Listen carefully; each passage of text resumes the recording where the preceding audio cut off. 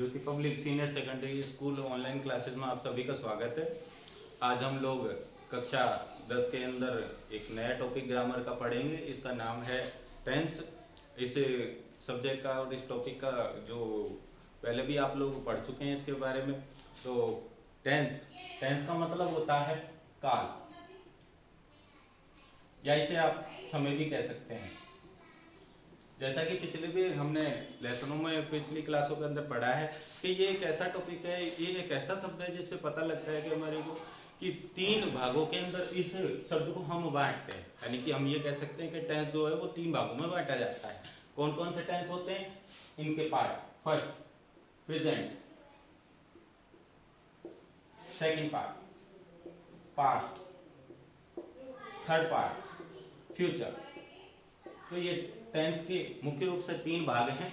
अब इन तीन भागों के हिंदी में नाम भी हमें पता होना चाहिए। इसका मतलब है वर्तमान काल, इसका मतलब है भूतकाल, और इसका मतलब है भविष्यकाल। तो ये बात हमें याद रखनी है कि जो ये टेंस है इसके हमने तीन पार्ट कर दिए: प्रेजेंट, पास्ट और फ्यूचर। प्रेजेंट का मतलब रहता है वर्तमान काल। वर्तमान काल का मतलब हो गया कि एक ऐसा समय जो चल रहा है वर्तमान समय में। जैसे आप जानते हैं कि आज का दिन चल रहा है, आज के दिन को हम वर्तमान काल के अंदर रखेंगे। फिर जैसे बात करते हैं पास्ट, जिसका नाम ही है पास्ट। पास्ट का मतलब हो गया कि वह समय जो बीत चुका है, जो गुजर चुका है, उस समय को हम पास्ट कहेंगे। और थर्ड नंबर का जो काल का भाग है वह है भविष्य काल। भविष्य का मतलब आने वाले समय के अंदर जो समय आएगा उसे हम भविष्य काल कहते हैं। अब हमें ये बात ध्यान रखनी है कि इन तीन कालों के भी हम क्या करते हैं, चार चार भाग करते हैं, इनको चार भागों में डिवाइड कर देते हैं। तो इनका पहले का नाम है इंडेफिनिट टेंस, दूसरे भाग का नाम है कंटिन्यूअस टेंस, थर्ड पार्ट का नाम है परफेक्ट टेंस, और फोर्थ पार्ट का नाम है परफेक्ट कंटिन्यूअस टेंस। तो इस प्रकार से आपने देखा कि टेंस जो है उसके हमने तीन भाग कर दिए, तीन भागों में इसे डिवाइड किया है: indefinite tense, continuous tense, perfect tense और परफेक्ट कंटिन्यूअस टेंस। तो इस प्रकार से हमने देखा कि टेंस को तीन भागों में बांटा।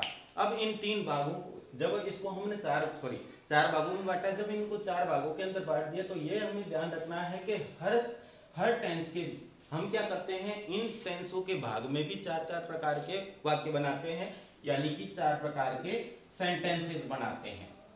और ये जो सेंटेंसेस होंगे, ये सेंटेंसेस इन चारों ही भागों के अंदर होंगे। तो हम ये कह सकते हैं कि जैसे पहला भाग है इसके अंदर चार भाग होंगे, दूसरा भाग है इसके अंदर चार होंगे, तीसरे वाले में चार होंगे और चौथे वाले में भी चार होंगे। तो इस प्रकार से कुल मिलाकर के हम देखें तो किसी भी टेंस को यदि हम पढ़ेंगे तो उसमें 4 + 4 + 4 + 4 = 16। तो यानी कि हमें 16 सेंटेंसेस का अध्ययन करना पड़ेगा। 16 सेंटेंस हमें पढ़ने पड़ेंगे किसी भी टेंस के भाग को पूरा पढ़ने के लिए। तो अब हम देखते हैं वो चार सेंटेंसेस कौन से होते हैं। तो इनमें फर्स्ट नंबर का, जैसे कि इसे हम कहते हैं पॉजिटिव या अफर्मेटिव सेंटेंस। सेकंड पार्ट है इसके अंदर, पहला पॉजिटिव, सेकंड है नेगेटिव, तो नेगेटिव सेंटेंस। थर्ड नंबर का है इसमें इंटेरोगेटिव सेंटेंस,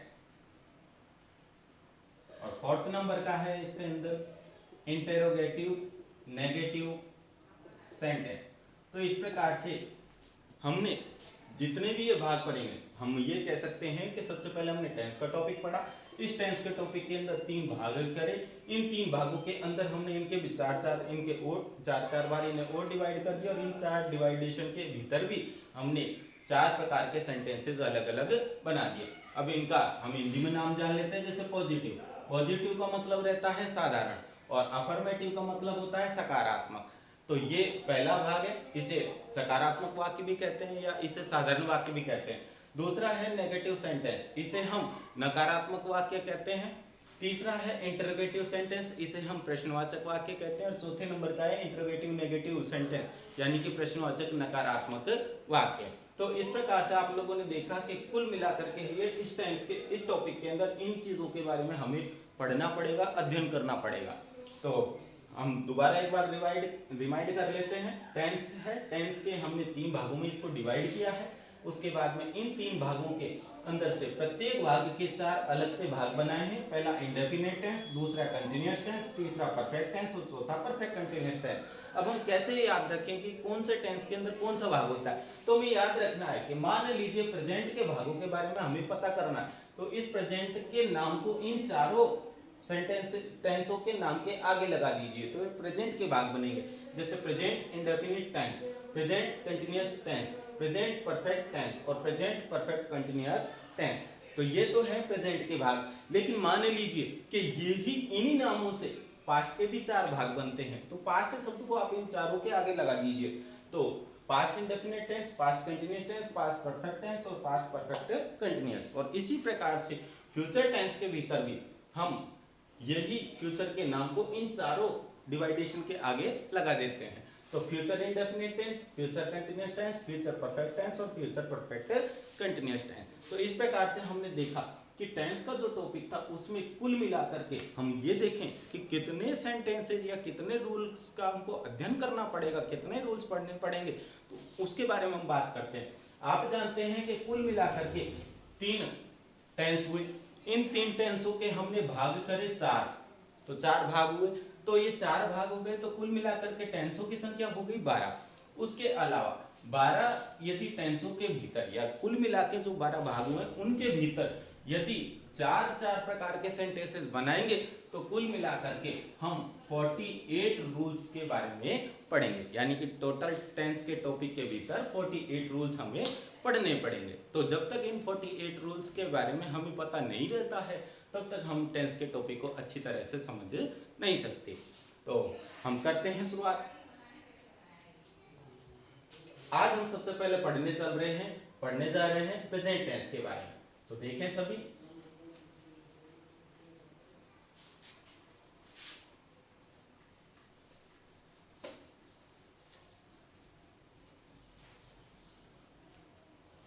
तो आज से हम पहला टेंस स्टार्ट करने जा रहे हैं। इसका नाम है प्रेजेंट इंडेफिनिट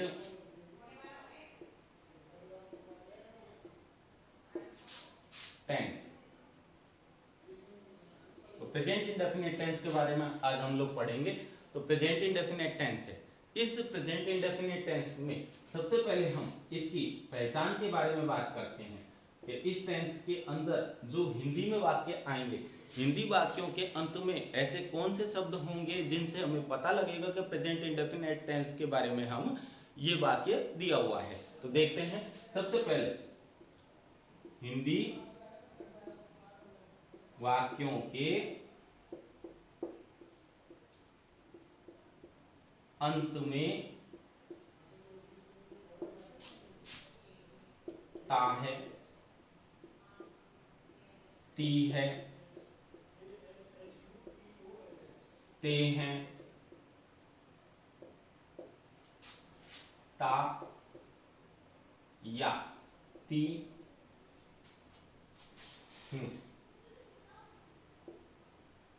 आदि,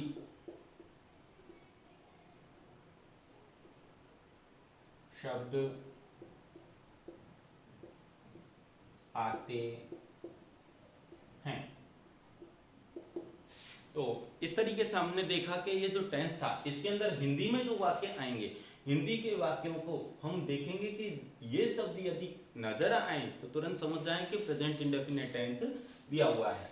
अब इसके अंदर सबसे पहले हम प्रेजेंट इंडेफिनिट के भीतर, यानी कि जो प्रेजेंट इंडेफिनिट है,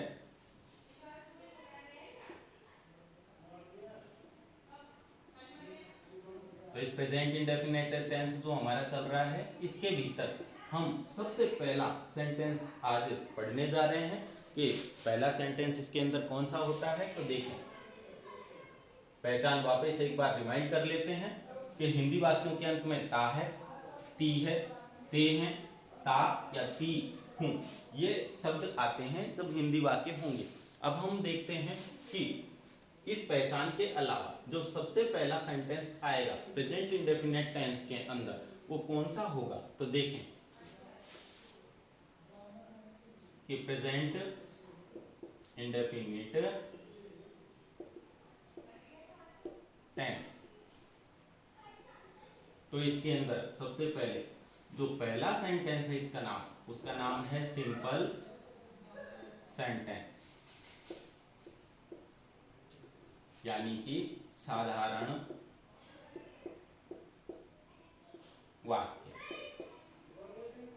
अब साधारण वाक्य है, सबसे पहले इसे सिंपल सेंटेंस भी कहते हैं, इसे अफर्मेटिव सेंटेंस भी कहते हैं। तो इसके अंदर सबसे पहले इसका एक रूल होता है सेंटेंस बनाने का, और उस रूल के अंदर सबसे पहले आता है सब्जेक्ट प्लस इसके अंदर जो मेन वर्ब होती है उसकी फॉर्म होती है फर्स्ट, प्लस इसमें उस फर्स्ट फॉर्म के अंदर जुड़ता है एस या ईएस प्लस ऑब्जेक्ट। तो ये बात अपने को याद रखनी है, ये बात हमें अच्छी तरीके से याद रखनी है कि इसके अंदर ये शब्द आते हैं। आगे देखें। अब सबसे पहले सब्जेक्ट, सब्जेक्ट का मतलब आप सभी को पता है कि कर्ता होता है। यहाँ पर जो ये वर्ब है ये है मेन वर्ब। मेन वर्ब का मतलब होता है मुख्य क्रिया। इसके बाद एस या एस अलग से हम फर्स्ट फॉर्म के अंदर ऐड करेंगे। उसके बाद है ऑब्जेक्ट, ऑब्जेक्ट का मतलब है कर्म। तो इस प्रकार से करके ये इंग्लिश के अंदर प्रेजेंट इंडेफिनिट के सिंपल सेंटेंस के अंदर रूल होता है। अब इस रूल को हम एक बात हमें और याद रखना है कि ये जो वर्ब की फर्स्ट फॉर्म है ये हर सब्जेक्ट के साथ यूज नहीं आती है, तो ये भी हमें याद रखना है। तो इसके लिए एक बहुत ही छोटी सी ट्रिक है, वो आप लोगों को याद रखनी है कि जैसे वर्ब की फर्स्ट फॉर्म है ये किन सब्जेक्ट के साथ आएगी। तो याद रखें आई, वी, यू, दे और प्लूरल, इन सभी के साथ वर्ब की फर्स्ट फॉर्म यूज आएगी। और बाकी के ही, शी, इट, नेम और सिंगुलर नाउन, इन सभी के साथ में वर्ब की फर्स्ट फॉर्म के साथ में एस या ईएस का भी प्रयोग करना होगा। अब यहां हम देख रहे हैं कि एस या ईएस जो है इसका भी प्रयोग अलग से अलग अलग क्रियाओं के साथ में किया जाता है। कैसे पता करें कौन सी क्रिया के साथ में एस लगेगा और कौन सी क्रिया के साथ में ईएस लगेगा। तो देखें एस कहां लगता है, इसको जानने से पहले हम ये ध्यान रखें कि ईएस कहां जुड़ेगा। तो ईएस जुड़ता है उन क्रियाओं के अंत में जिनके लास्ट में CH, SH, O, X, double S, single S या डबल जेड, कोई भी आपको मेन वर्ब नजर आए और उसके लास्ट में यदि ये वर्ड आपको दिखे तो आप तुरंत समझ जाएं कि उस जगह पर हमें ईएस जोड़ना है। लेकिन इस ईएस को जोड़ने से पहले ये बात भी याद रखें कि सब्जेक्ट पर भी ध्यान देना है, क्योंकि जब तक सब्जेक्ट नहीं देखेंगे ये कंपलसरी नहीं है कि विदाउट सब्जेक्ट देखे आप लोग ईएस लगा दें। तो आपको ये बात अच्छे से याद रखनी है कि आप पहले ये भी देखें सब्जेक्ट क्या है, उस हिसाब से ईएस हमको ऐड करना पड़ेगा। तो ये आपने ईएस का देखा।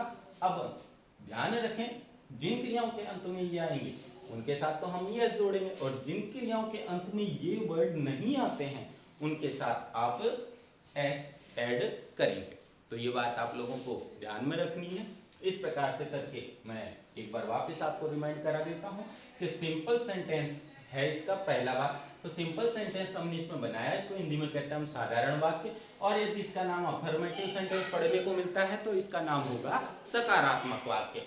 और इस वाक्य के अंदर सबसे पहले जो इसका रूल है वह है सब्जेक्ट प्लस मेन वर्ब की फर्स्ट फॉर्म प्लस वर्ब के एस या ईएस प्लस ऑब्जेक्ट। तो ये आपका मेन रूल रहेगा वाक्य बनाने का। उसके अलावा ये ध्यान रखना वर्ब की फर्स्ट फॉर्म के साथ एस या ईएस भी जोड़ना है, लेकिन ये सबके साथ ऐड नहीं किया जाएगा। फर्स्ट फॉर्म जुड़ेगा। फर्स्ट फॉर्म तो काम में आएगी किन सब्जेक्ट के साथ, जब सब्जेक्ट होंगे आई, वी, यू, दे या प्लूरल।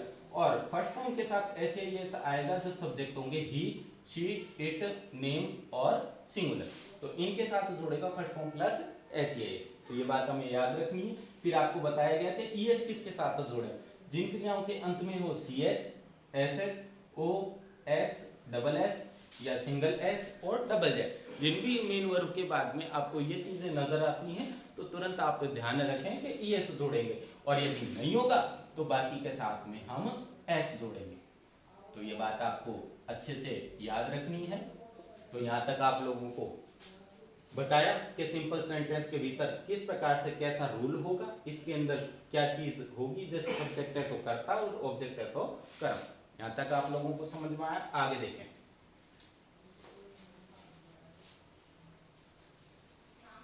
इस रूल के बेस पर हम आगे के सेंटेंस बनाना स्टार्ट करते हैं। आपको इस रूल को हमेशा याद रखना है।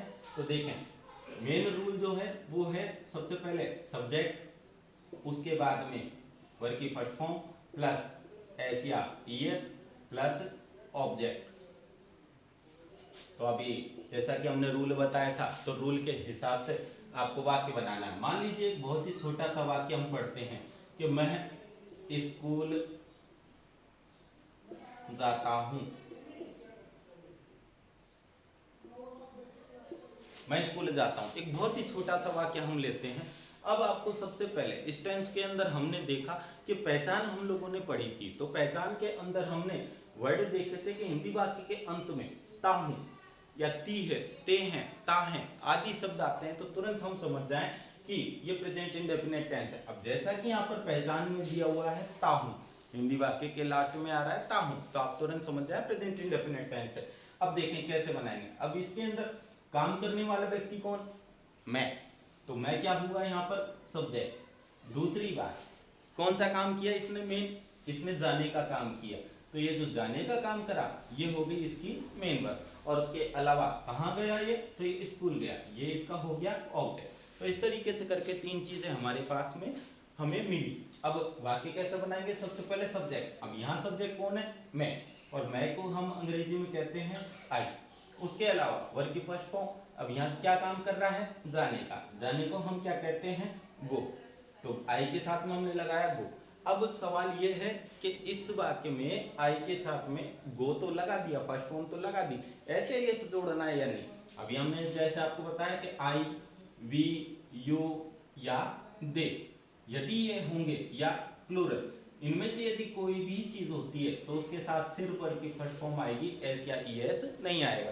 तो यहाँ हमने देखा सब्जेक्ट है हमारे पास आई, और आई के साथ में हम सिर्फ कौन सी फॉर्म लेंगे, फर्स्ट फॉर्म। तो यहाँ गो हमने कौन सी फॉर्म ली है, फर्स्ट फॉर्म। अब इसके गो के बाद हमेशा याद रखें कि किसका प्रयोग करना है, तो टू का प्रयोग। टू, और कहाँ जा रहा है ये, स्कूल, तो इसे हमने लिख दिया स्कूल। इस प्रकार से करके आपका सेंटेंस कंप्लीट। अब इसके बाद यदि मान लीजिए कोई दूसरा वाक्य हम बनाते हैं, जैसे वह खाना पकाती है। मान लीजिए कि जैसे ये वाक्य हमें बनाना है तो हम कैसे बनाएं। सबसे पहले वही पहचान हमें याद रखनी है कि वाक्य के अंत में आएगा ती है। अब ती है आ गया तो हमें तुरंत समझ जाना है कि प्रेजेंट इंडेफिनिट टेंस का प्रयोग हुआ है। अब प्रेजेंट इंडेफिनिट टेंस है तो वाक्य कैसे बनाएंगे। दूसरा हमें नजर आ रहा है यहाँ ना तो ये नेगेटिव वाक्य है ना ये प्रश्नवाचक वाक्य है, तो कैसे पता लगाएं कि सिंपल।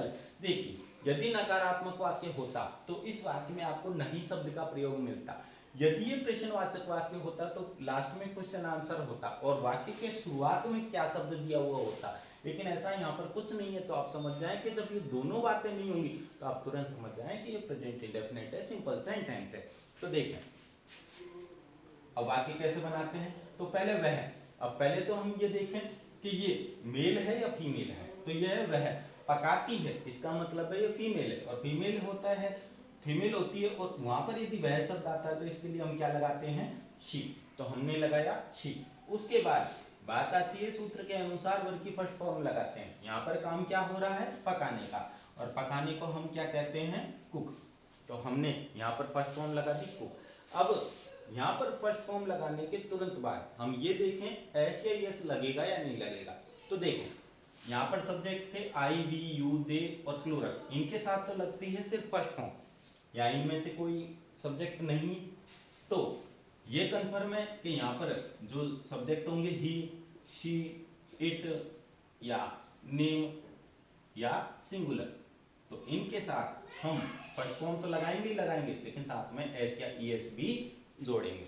तो इसके साथ ये अब हमें कंफर्म हो गया कि शी के साथ में एस या ईएस जोड़ना है। अब ये कैसे पता करें कि भाई ईएस जोड़ना है, तो ईएस कैसे जोड़ेंगे, तो वर्ड किसी भी मेन वर्ड के बाद में देखें C H, S H, O, X, double S, single S या डबल जेड, देखें क्रिया के लास्ट में इनमें से यदि कुछ दिए हुए हैं, कुछ भी वर्ड दिए हुए हैं तो आप जोड़ें ईएस, यदि नहीं है तो आप सिर्फ जोड़ेंगे एस। तो यहाँ पर आपको देखिए सी एच यहाँ पर नहीं है, एस एच नहीं है, O, X, double S, single S या डबल जेड इनमें से कुछ भी नहीं है, तो इसलिए ये हमें क्लियर हो जाती है बात कि यहाँ पर हम इसके साथ क्या जोड़ेंगे एस। तो कुक्स, उसके बाद में क्या पकाती है, खाना, और खाना को हम अंग्रेजी में कहते हैं फूड। तो इस तरीके से हमने वाक्य बनाया। तो ये है हमारे सिंपल के वाक्य। सिंपल के वाक्य में हमें यही बात याद रखनी है कि फर्स्ट फॉर्म तो लगेगी, लेकिन फर्स्ट फॉर्म के साथ में एच ए एस को भी जोड़ना पड़ेगा, और एच ए एस को बड़े ध्यान से जोड़ना है, क्योंकि सब्जेक्ट के बारे में जब तक हमें पता नहीं होगा तब तक हम एच ए एस लगाने में गलती कर सकते हैं, तो ऐसा ना करें। तो इसलिए इन बातों को ध्यान में रखें। अब आगे देखें, ये था हमारा सिंपल सेंटेंस। इसके बाद में अगला सेंटेंस जो आता है वह है नेगेटिव सेंटेंस।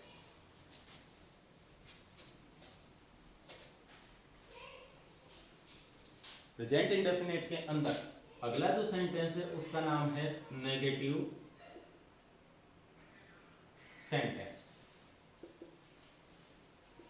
नेगेटिव सेंटेंस मतलब नकारात्मक वाक्य। नकारात्मक वाक्य का मतलब हो गया कि जो आपके पास वाक्य अभी दिए हुए थे उनमें काम का होना पाया गया था, लेकिन यहाँ पर काम का नहीं होना पाया जाएगा, और जहाँ नई शब्द लग जाए तो आपको तुरंत याद रखना है कि ये नकारात्मक वाक्य की पहचान है। तो देखें अब इसका सूत्र क्या होता है वो हमें याद रखना है। तो इसका भी एक अलग से सब रूल होता है, तो उस रूल को देखें। सबसे पहले सब्जेक्ट प्लस डू या does plus not plus verb की फर्स्ट फॉर्म प्लस ऑब्जेक्ट। तो ये इसका रूल है। तो सबसे पहले डू का प्रयोग आई, वी, यू, दे और प्लूरल, और डज का प्रयोग करेंगे हम ही, शी, इट, नेम और सिंगुलर के साथ। तो ये हमें याद रखना है कि जिनके साथ हमने वर्ब की फर्स्ट फॉर्म लगाई थी उन सभी के साथ डू का प्रयोग करेंगे, उन सब्जेक्ट्स के साथ, और जिनके साथ हमने फर्स्ट फॉर्म के साथ ऐसे ही जोड़ा था उसके साथ हम does main verb helping verb का प्रयोग करेंगे। तो ये बात हमें याद रखनी है, और ये भी याद रखना है कि इन हेल्पिंग वर्ब्स के साथ में भी वर्ब की फर्स्ट फॉर्म काम में आएगी। अब जो पिछले वाक्य के अंदर ऐसे ही का प्रयोग होता था, अब इस वाक्य के अंदर ऐसे ही का प्रयोग नहीं होगा। अब सेंटेंस देखें, जैसे अभी हमने एक वाक्य बनाया था, इसी को हम नेगेटिव में चेंज करते हैं। मैं स्कूल नहीं जाता हूं।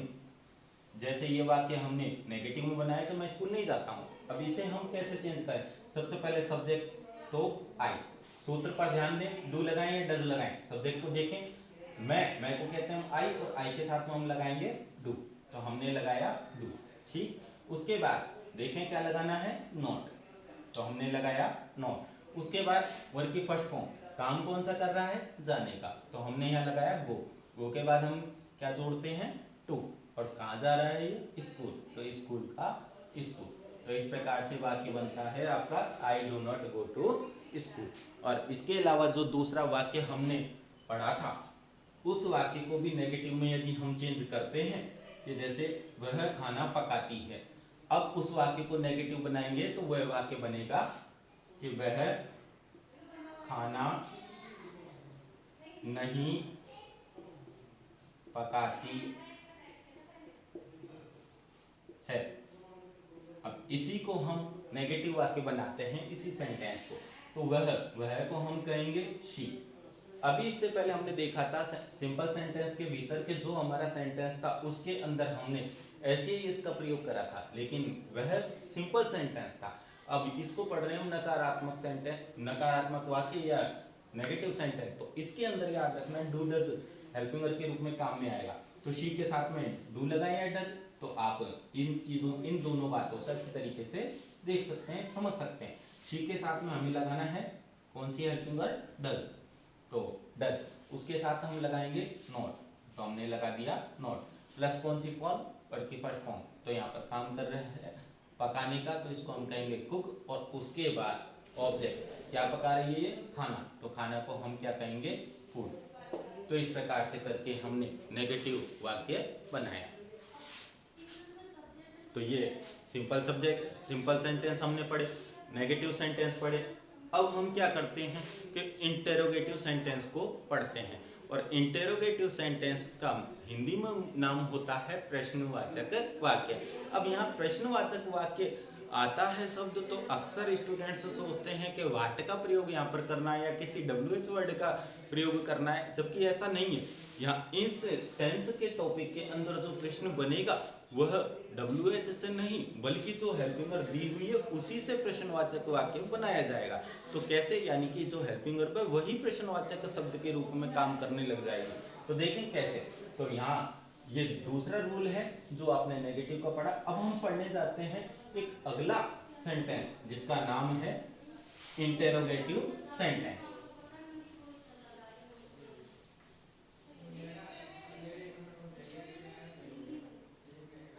तो तीसरा वाक्य है ये इंटेरोगेटिव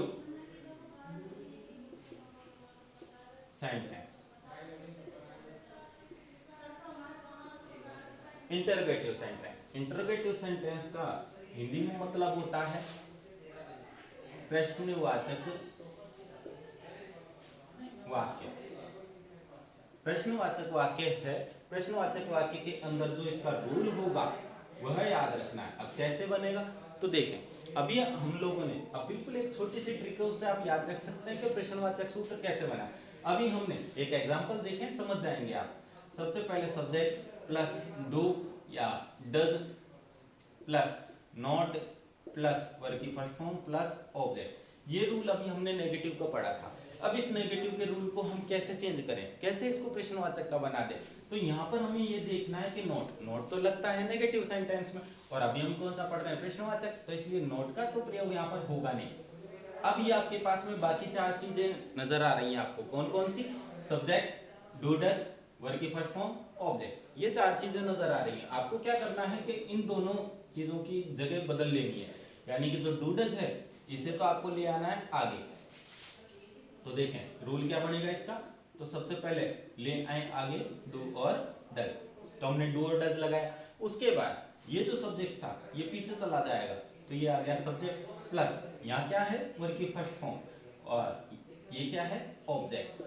तो इस तरीके से करके इस रूल को आप नेगेटिव सेंटेंस के रूल से ही बना सकते हैं, लेकिन दोनों में डिफरेंस क्या होगा, ये नेगेटिव सेंटेंस है लेकिन ये प्रश्नवाचक है, इसलिए इसके लास्ट में क्वेश्चन मार्क आएगा। तो अब प्रश्न कैसे वाक्य बनाएंगे, जैसे अभी हमने एक वाक्य देखा था कि क्या मैं स्कूल जाता हूँ, अब इसी का हम प्रश्नवाचक में बनाएंगे, क्या मैं स्कूल जाता हूं। अब जैसे ये प्रश्न बनेगा और इसको हम अंग्रेजी में बनाएंगे। अब कैसे बनाएंगे, तो देखें सबसे पहले क्या, अब क्या की अंग्रेजी बनानी है, तो डू लगाएं या डज लगाएं। पिछले वाक्य के अंदर हमने देखा था कि यदि सब्जेक्ट हो मैं या अंग्रेजी में आई, तो आई के साथ हम जोड़ते हैं डू। तो सबसे पहले इस हेल्पिंग वर्ब को हम आगे लगाएंगे तो डू आई। डू डज में से हमने हेल्पिंग वर्ब लगा दी, सब्जेक्ट हमने आई लगाया, मेन वर्ब लगाएंगे। मेन वर्ब कौन सा काम हो रहा है, जाने का। जाने को हम कहते हैं गो, तो हमने लगाया गो। गो के बाद जोड़ेंगे हम टू, और सब्जेक्ट ऑब्जेक्ट है, सॉरी ऑब्जेक्ट है यहाँ पर स्कूल, तो यहाँ हम लगा देंगे स्कूल। तो हमारा प्रश्नवाचक का क्या वाक्य बनता है, do I go to school, कि क्या मैं स्कूल जाता हूँ। ये तो है प्रश्नवाचक का वाक्य। अब प्रश्नवाचक में अभी जैसा हमने एक वाक्य बनाया था कि वह खाना पकाती है, सिंपल सेंटेंस था। वह खाना नहीं पकाती है, नेगेटिव सेंटेंस था। अब हम इसी को नेगेटिव सेंटेंस से चेंज करके प्रश्नवाचक सेंटेंस में बदलते हैं। तो देखें,